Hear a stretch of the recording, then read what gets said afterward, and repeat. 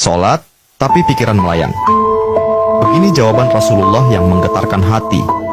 Pada suatu majelis Rasulullah, suasana terasa begitu tenang. Para sahabat duduk melingkar menyimak setiap perkataan beliau dengan penuh perhatian. Namun, di antara mereka, ada seorang sahabat yang tampak gelisah. Jemarinya saling menggenggam, matanya menunduk, dan napasnya terasa berat. Setelah beberapa saat ragu, ia akhirnya mengangkat wajah dan berkata dengan suara lirih, "Wahai Rasulullah, aku ingin bertanya, tetapi aku khawatir pertanyaanku ini akan membuatku semakin malu di hadapan Allah." Rasulullah pun tersenyum lembut, menatapnya penuh kasih sayang. "Katakanlah, wahai saudaraku, tidak ada pertanyaan yang membuat seseorang hina jika ia bertanya untuk mencari kebaikan." Sahabat itu menarik napas dalam, matanya mulai berkaca-kaca. "Wahai Rasulullah, aku merasa salatku sering tidak khusyuk. Kadang aku mengingat urusan dunia, kadang pikiranku melayang entah kemana. Aku takut salatku tidak diterima oleh Allah. Apakah dengan salat seperti itu, aku tetap mendapatkan pahala?" Suasana majelis seketika menjadi hening. Para sahabat lainnya ikut menunduk, merasakan kegelisahan yang sama. Mereka tahu betapa beratnya pertanyaan itu. Namun, yang terjadi setelahnya benar-benar di luar dugaan. Rasulullah tidak langsung menjawab. Beliau menatap sahabat itu dengan penuh kelembutan.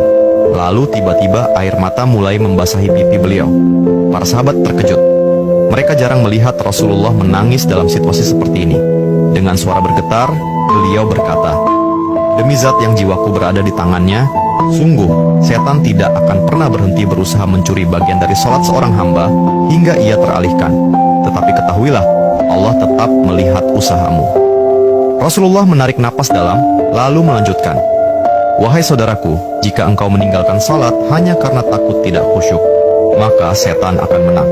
Tetapi jika engkau tetap berusaha salat meski pikiranmu teralihkan, ketahuilah bahwa setiap kali engkau berusaha kembali kepada Allah dalam salatmu, saat itulah Allah menyambutmu."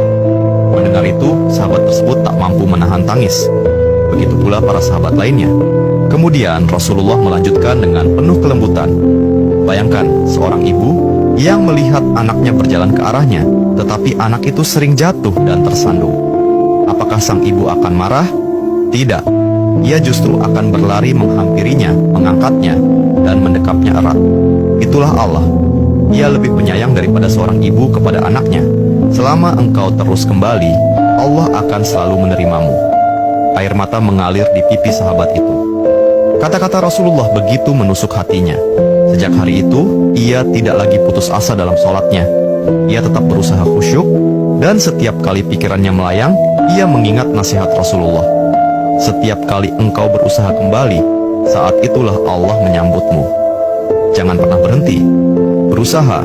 Jika kisah ini membuka wawasan kita, yuk berbagi. Biar banyak yang tercerahkan. Setiap satu kebaikan dibalas Allah 10 kali kebaikan. Barokallah forever. Amin ya Rabbal Alamin ya Mujibas Sailin.